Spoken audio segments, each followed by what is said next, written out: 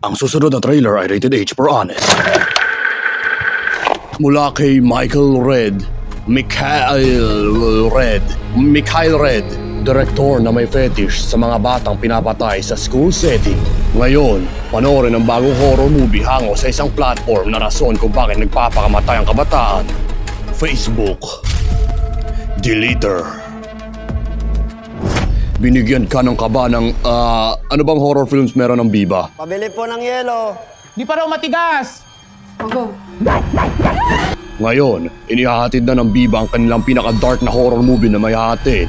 Hindi dahil sa ang konsepto ay dark at twisted ang mundo ng Facebook, pero sobrang dilim talaga.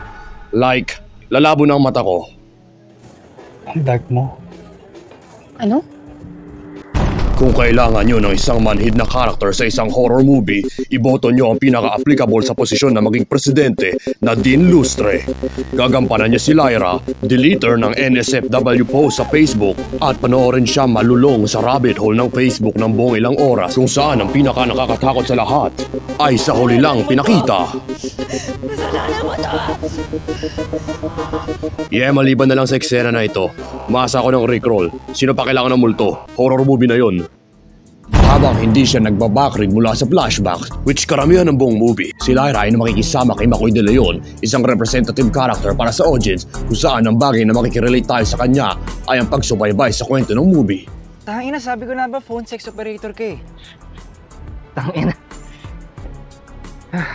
Lyra, anong sinasabi mo? Anong pumapatay? Parang yung movie recaps lang, no? Kilalanin ang paawang multo na nagpakamatay, then magbumulto ito dahil binura ni Lyra ang atensyon sa kanyang suicide video. Motivated sa paghihigante sa serial movie rapist director Jeffrey Hidalgo, yun lang ba yung motibo ng multo maghigante? Mas kaganda siguro kung mumultuin ko yung boss ko kung underpaid ako. Pwede sigurong mamatay sa kapapanood ng mga video sa Facebook. Siguro yun rin yung motibo niya para maghigante. Dahil din naman kasi nagtatype pa rin yung multo. Patunay na kahit kamatayan ay hindi ka lalaya sa gawain ng iyong trabaho. Dedicated na multo yan. So i-ignore yung nonsensical plot holes at i-delete ang iyong brain cells para sa logic na movie para lang nyo ma-enjoy sa isang movie na pinapakita ang honest na nilalaman sa katapusan ng The Social Network movie. Wow, sana gumawa naman sila sunod nito ng honest take sa YouTube. Binabawi ko na! Starring Never Not Delete You, The Ghost of Christmas PTSD, Average Facebook Mod, Michael Schmidt, and David, delete this trailer!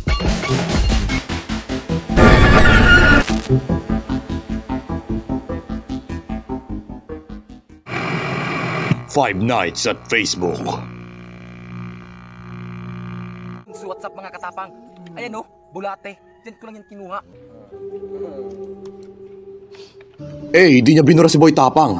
Maganda panlasa niya.